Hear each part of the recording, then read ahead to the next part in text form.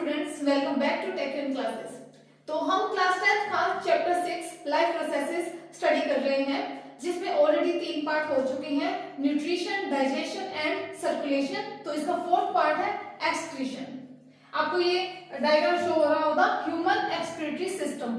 तो इसके ये पार्ट्स हैं, इसके बारे में हम आज स्टडी करेंगे। एक्सक्रीशन क्या होता है? Removal of harmful waste from the body is called excretion.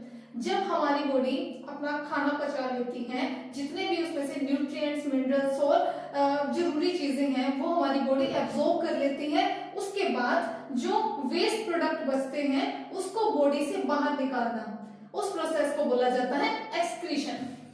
Many waste are produced during various metabolic activities. बहुत सारे वेस्ट का प्रोडक्शन होता है मेटाबॉलिक एक्टिविटीज के दौरान। अब मेटाबॉलिक एक्टिविटीज क्या है? ये वो एक्टिविटीज हैं जब खाना छोटे छोटे टुकड़ों में टूटता है ताकि उसमें से एनर्जी का रिलीज हो सके, एनर्जी का प्रोडक्शन हो सके। उस प्रोसेस को, उस सारी एक्टिविटीज को मेटाबॉलिक प्रोसेस कहा जाता है। उसके बाद this need to be removed in time. जो हमारी बॉडी में एक्सेस वेस्ट हो जाता है, जो भी रफेज एंड वाटर वेस्ट हम बॉडी से एक्सक्रीट आउट करते हैं, उसको टाइम टू टाइम रिमूव करना बहुत जरूरी है, वरना जो उसका एक्यूमुलेशन हो जाएगा, वो इकट्ठा हो जाएगा अगर हमारी बॉडी के अंदर, तो वो हार्मफुल भी हो सकता है and even it is lethal, जान भी इससे जा सकती है। तो अब हम स्टडी करेंगे हमारा human excretory system. The human excretory system is composed of a pair of kidneys. Human excretory system में pair of kidneys है, 2 kidneys present है। A tube called ureter comes out of each kidney and goes to urinary bladder. एक tube है जो कि हर एक kidney में से आ रही है और वो यूरिनरी ब्लैडर तक जा रही है, इसको यूरेटर कहा जाता है। जो किडनी में से ये ट्यूब आ रही है इसको यूरेटर बोला जाता है और ये आकर जाकर यूरिनरी ब्लैडर में मिल रही है। Urine is also collected in urinary bladder, और इस यूरिनरी ब्लैडर के अंदर यूरिन का कलेक्शन होता है और यूरेथ्रा के थ्रू ये यूरिन हमारी बॉडी से बाहर आ जाता है। तो यूरिन हमारी बॉडी का लिक्विड वेस्ट है। इसके बाद हम इसमें वो भी स्टडी करेंगे जो हमारा सॉलिड वेस्ट है वो हमारी बॉडी से किस प्रोसेस के द्वारा एक्सक्रीट आउट होता है। तो अब हम स्टडी करेंगे किडनी क्या होती है। ये किडनी का डायग्राम है, इसमें आपको किडनी के सारे पार्ट्स शो हो रहे होंगे। किडनी एक बीन शेप्ड ऑर्गन है और ये कंपोज्ड है, इसके अंदर बहुत सारी पाई जाती है फिल्टरिंग यूनिट्स, जिसको नेफ्रॉन बोला जाता है। नेफ्रॉन को फंक्शनल यूनिट ऑफ किडनी भी कहा जाता है।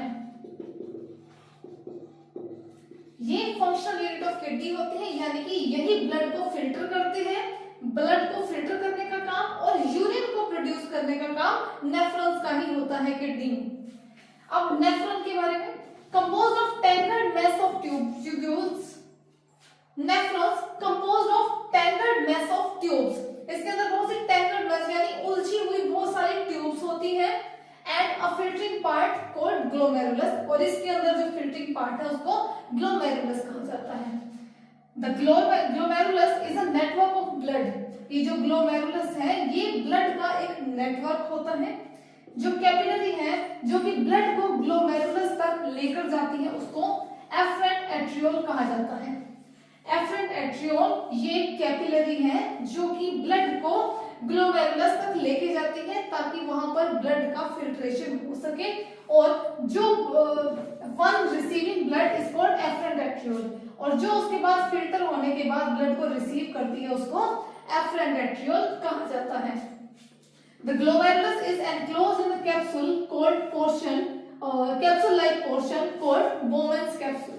और जो ये glomerulus है ये capsule-like structure में enclosed है, उसके अंदर है, उसको Bowman's capsule कहा जाता है। और जो ट्यूब्स हैं, various nephrons converge into collecting duct. बहुत सारे nephrons एक collecting duct के अंदर converge हो जाते हैं, मिल जाते हैं उसमें, which finally goes to ureter, जो कि finally ureter में जाती हैं।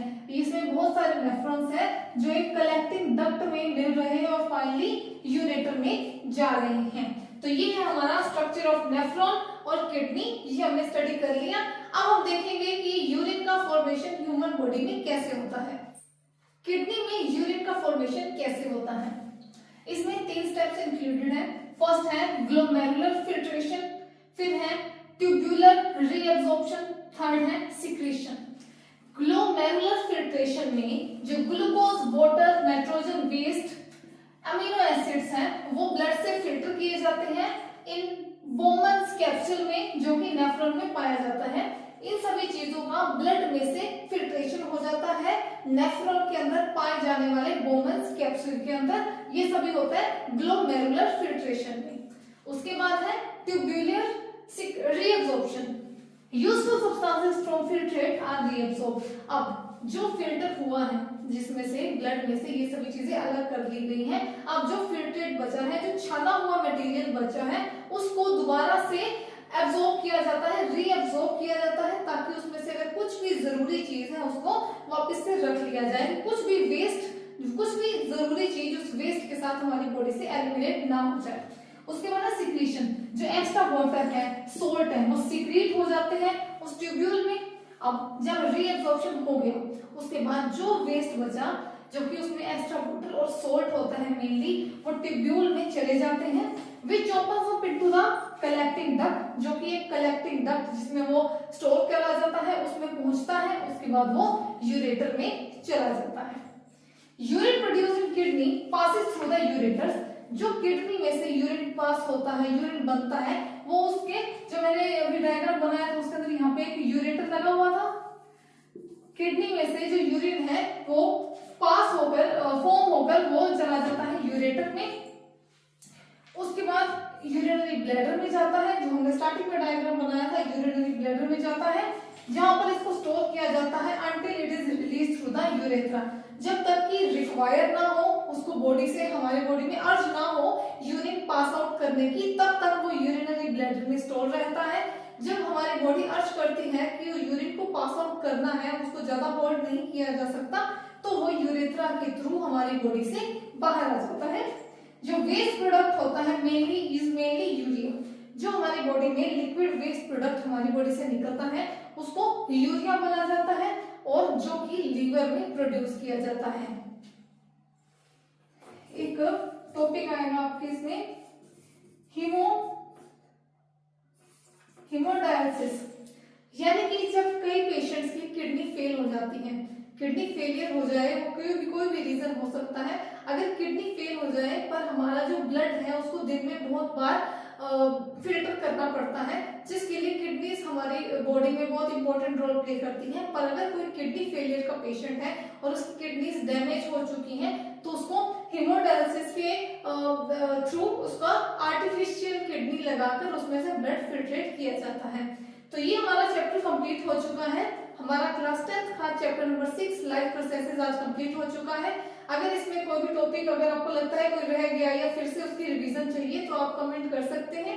आपको वीडियो अच्छी लगी तो वीडियो को लाइक करें, चैनल को सब्सक्राइब करें, और आपको प्लीज इसके नोट्स बना लिया कीजिए। जितना ज्यादा आप हाथों से लिखेंगे उतना आपको अच्छे से याद रहेगा। अब मिलेंगे अगली वीडियो में नए चैप्टर के साथ, तब तक के लिए बाय बाय, गुड नाइट।